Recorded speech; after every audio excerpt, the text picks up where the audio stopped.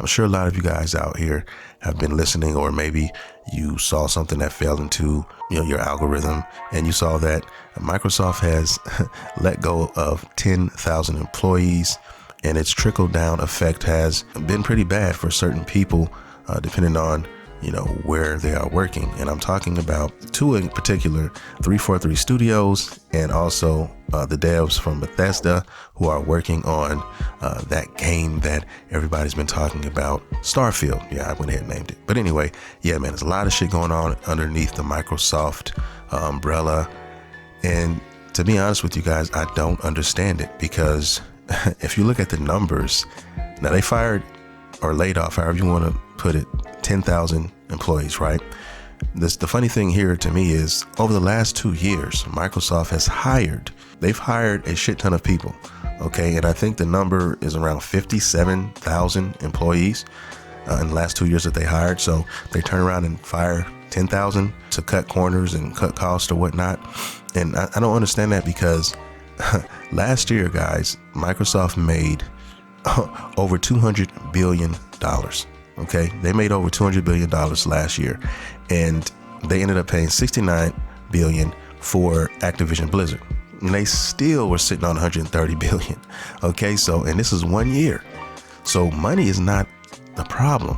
That's why I'm really having a hard time trying to figure out why they laid all these workers off when they didn't even have to. That's like just under 5% of their workforce. Okay, now they could have easily found other things to cut and kept these employees. One in particular, they could have slid back a little bit on the bonuses. Let's keep it real with each other, guys. It's all about the money. It's all about the big wigs, the suit and ties up top, making all the calls. They got their office door closed. They got their sake glasses filled to the brim. Okay, they're smoking in those sticks. They're fucking snorting cocaine off of the fucking tables in the room. The endo smoke in the rooms are thick, so thick you can't even see the next guy standing next to you.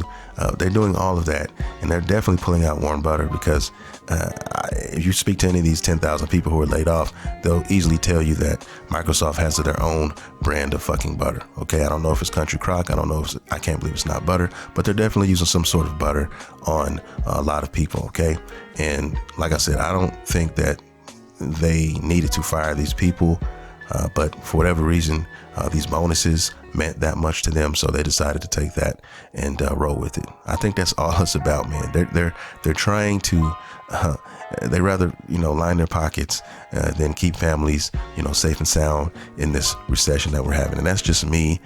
There's even been devs who have come out on social media and talked about this, and they're pretty pissed, and understandably so.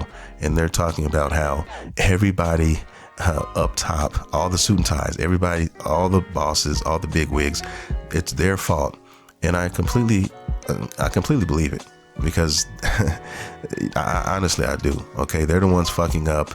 They're the ones making bad decisions. And when that happens, it trickles down, and then somebody's got to pay for it. And on the other side, they're trying to please the shareholders. So to do that and try to appease them, they're trying to make these little moves. And if I'm a shareholder of Microsoft, which I am, which is crazy, I'm not impressed by this. Okay, I would have told them, hey, there's got to be another way you can save some money or cut some corners without firing or laying anybody off. That's just my humble opinion, and I'm going to stick with that.